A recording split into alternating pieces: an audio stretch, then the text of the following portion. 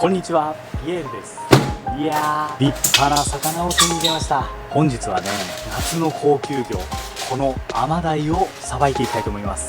このチャンネルは、普段お客様には見せない厨房の仕込み風景を放送しております。よかったら、チャンネル登録をお願いします。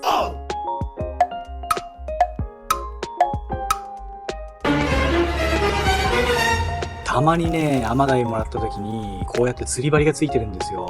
僕、本格的な魚釣りってしたことないので、あまり知識がないんですが、アマダイの釣り針ってとっても大きいんですよね。なので、まずこれからね、怪我しないように慎重に取っていきたいと思います。この釣り針の返しっていう形状がね、結構厄介ですよね。魚を釣る分には逃げなくていいんでしょうけれども、これいざ抜くってなるとね、結構苦戦しましたね。いやー、ほんと取れないんですよ、これ。これは魚さん絶対逃げれないなって思いましたよ。はい、そしてようやく取れました。倍速にしてこれですからね。さばく前の大仕事でした。アマダイにはね、こういうことがあるっていう豆知識としてね、覚えておいていただければと思います。さあ、まず体のぬめりを取ってやりましょう。洗った時の印象ですが、タイと同じような感じですかね。鱗が硬くて身が柔らかい。ただね、身が柔らかいといっても、まだらのような水っぽさがある柔らかさではないので、たわしで洗う時、そんなに力加減を気にする必要はないと思います。ちなみにね、今タイの話が出たので、ついでにお話しするんですが、アマダイとタイっていうのは異なる魚なんですよ。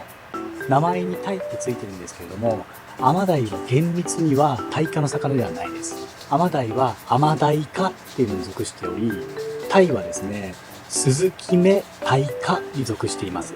他にもね、タイがつくって魚は多いんですよ。一般的に有名な魚だと、キンメダイなんかもタイってつくんですけれども、実はですね、スズキ目のキンメダイ科っていうね、タイとは異なるんですよ。他にはね、マトウダイっていう魚もいるんですけれども、これなんかもタイがつくんですけども、タイとは違うんですよ。他にもね、もう数えきれないほどタイって名前がつくんですけれども、なんでかっていうとですね、形状とか色が似てたりとか、あとは料理における使われ方がですね、タイとちょっと似てたりとか、そういう理由があって名前にタイとつくようです。で、これらの魚はですね、よく総称してあやかりダイなんて呼ばれるんですよね。どういうことかっていうと、タイってとても縁起のいい魚ですよね。晴れの日とかお祝いの時に使われたりとか、そういった魚なんですけれども、そのタイが手に入らなかった時とか、タイのように扱いたい、そういった時にですね、あやかりたいので、あやかりダイっていう風に総称しているようです。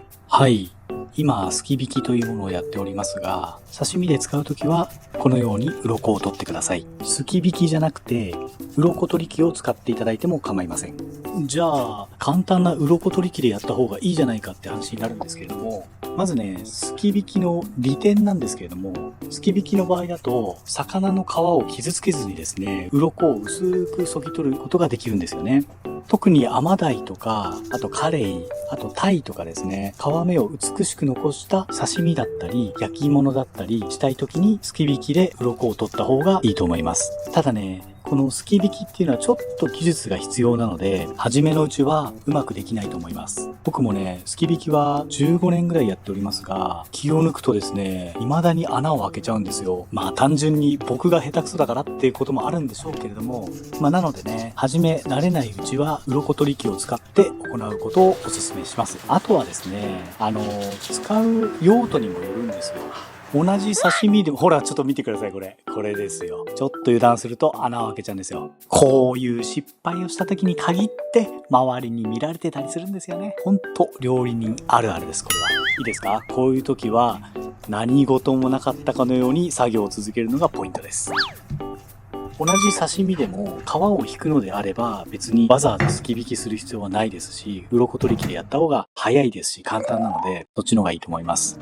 ただね、皮をつけて、例えば、湯引きしたりだとか、焼き霜にしたりとか、そういった刺身をする場合は、皮目がより綺麗に残るすき引きで行った方がいいと思います。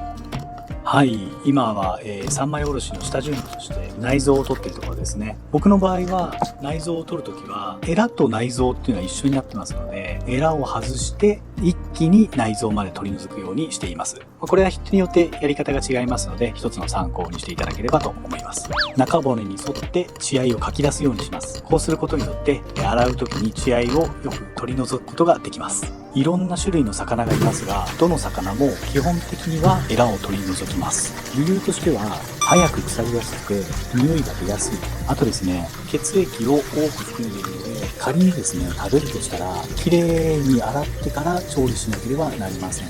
ただですね、繊維質で硬い部分もあるので、正直食べるのはおすすめしません。はい、ようやく三枚おろしの準備ができました。水気をよーく取ったら、さあ、さばいていきましょう。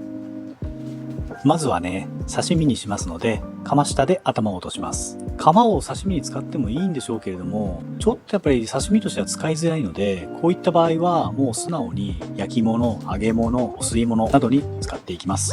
アマダイの頭は煮物ももちろんいいんですが、牛尾汁が美味しいですよね。牛尾汁、皆さんご存知かもしれませんが、シンプルな味付けですよね。昆布だしと塩と、あと、うちなんかだと薄口醤油を入れたりして少し風味を出します。これがですね、アマダイの上品な味を最大限に引き出せる料理だと思っております。個人的に好きですね。はい。腹でさばいております。これね、順番はなんでかって聞かれたら、正直わかりません。ただね、個人的にきっとそうなんだろうなっていう意味は分かってます。っていうのはね、まず大前提として、魚をなるべく触らない。これが基本なんですよね。なんでかっていうと、体温が魚に移ってしまって、鮮度が落ちていくと。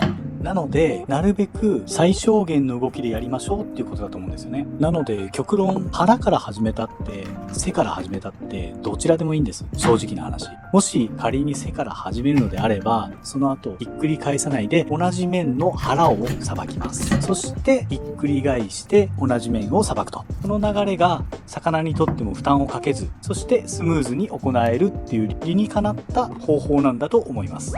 こんなに自信満々に言ってて全然違ったらめちゃくちゃ恥ずかしいです。いや、多分大丈夫だと思う。大丈夫だと思うんですけど、もし間違ってたら申し訳ないです。はい。では、アマダイの話に戻りますが、このアマダイ、関西ではグジと呼ばれるようです。全国的にも有名な若狭グジって呼ばれるアマダイがいるんですけれども、これはですね、福井県の若狭湾周辺で採れたアマダイ、グジを総称して若狭グジというブランドですね。超高級魚として扱われています。はい、三枚おろしの完成です。さあ、では刺身にしますので、ガンバラを取りましょう。ガンバラとは腹の骨ですね。通称ガンバラと言います。ここは大きい出刃包丁だとちょっとやりづらいので、小出刃もしくは柳刃包丁でやった方がいいと思います。穴が開かないように丁寧に弧を描くようにですね、ガンバラを取り除いてください。弧を描くようにという理由なんですけれども、腹骨がですね、丸くなってるわけですよ。丸くなっているので、直線的に引くと余計な身を取り除いてしまって、過食部分が減ってしまうので、それだともったいないのでね、そういう意味で骨に沿って弧を描くイメージでやるといいと思います。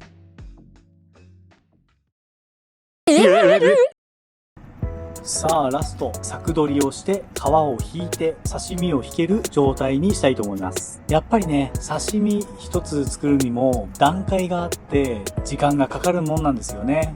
スーパーの鮮魚コーナーに行くと刺身がパック詰めされてるじゃないですか。パック詰めされるに至るまでの過程がですね、とても手間暇かかってるんだなっていうのを、この仕事をするようになってから感じるようになりました。職人さんたちの愛情が入ってるんだよっていうのを感じれば、もっともっと刺身を美味しく感じられるのではないでしょうか。はい、皮引きですが、内引き、外引きっていうのがあります。今やっているのは外引きになります。外引きっていうのはですね、包丁を魚の外側に向けて皮を引く方法です。包丁の刃を皮と身の間に入れて、刃先を奥に向けます。そしてですね、左手で皮を引っ張りながら、右手で包丁を軽く引くように動かしながら皮を剥いでいきます。ちょっとね、これは言葉では説明しづらいので、これは何度も何度もやるしかないですね。で、途中でですね、皮が残るケースがあるんですよ。そういった場合はですね、皮目を上にして包丁で削ぐようにして切ればうまくいくと思います。僕もね、たくさん失敗しました。何度も失敗しながら挑戦してみてください。